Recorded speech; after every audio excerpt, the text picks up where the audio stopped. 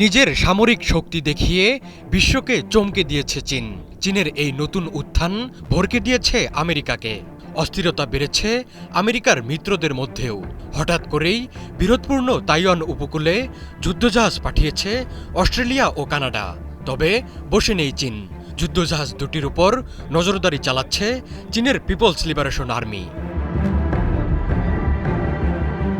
চীনের রাষ্ট্রীয় সংবাদ মাধ্যম গ্লোবাল টাইমস জানিয়েছে, শনিবার কানাডার ফ্রিগেট ভিলডি কুইবেক এবং অস্ট্রেলিয়ার guided missile destroyer Brisbane 180 kilometre দীর্ঘ তাইওয়ান প্রণালীর একাংশ অতিক্রম করেছে।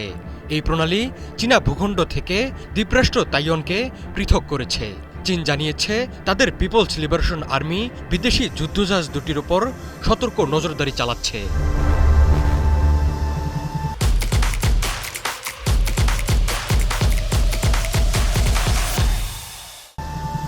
প্রতিবেদনে বলা হয়েছে, যুদ্ধজাহাজ দুটি তাইওয়ান প্রণালীতে প্রবেশের সময় চীনের পিপলস লিবারেশন আর্মি ট্রানজিট জুড়ে পূর্ণ নজরদারি এবং পর্যবেক্ষণ বজায় রেখেছিল।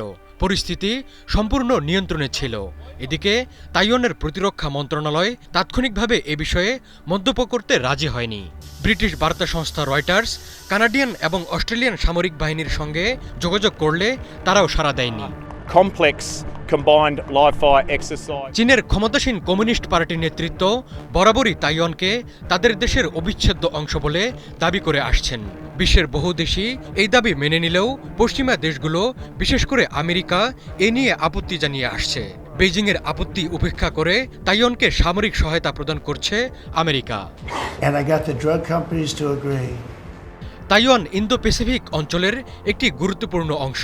এটি তাইওয়ান প্রণালী, দক্ষিণ চীন সাগর, পূর্ব চীন সাগর এবং জাপান সাগরকে সংযুক্ত করেছে।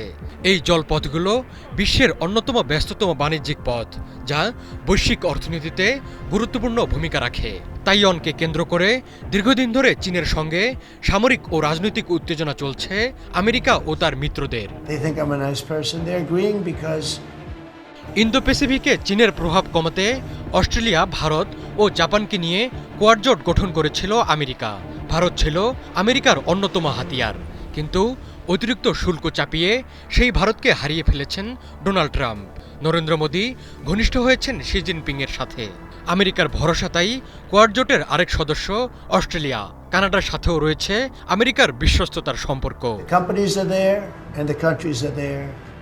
আমেরিকা এবং অস্ট্রেলিয়া একটি শক্তিশালী সামরিক জোটের অংশ।